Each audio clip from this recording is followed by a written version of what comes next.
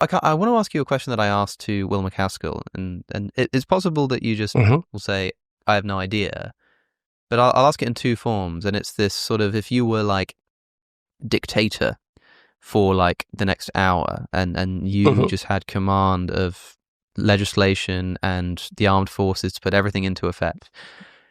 Suppose in one version of this, you become like the supreme dictator of the United States of America, and in Hmm. the second, you become like the supreme dictator like of the world. Yeah. In either Hmm. case, what would be the first policy you put in place?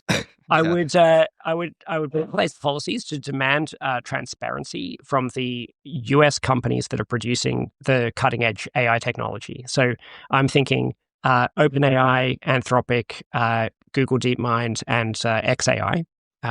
So it wouldn't need to be transparency into the startups in this space, but just into the biggest and most leading edge companies, so that they have to explain what their new models that they're training are doing, and so on, and that they have to be open to inspections in order to find out what's going on with these things.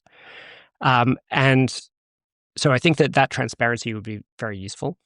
Um, uh, I think that there is a serious challenge, even for the US, with regards to China. That if the US were to unilaterally give up developing these technologies, that they may just be ceding that to China.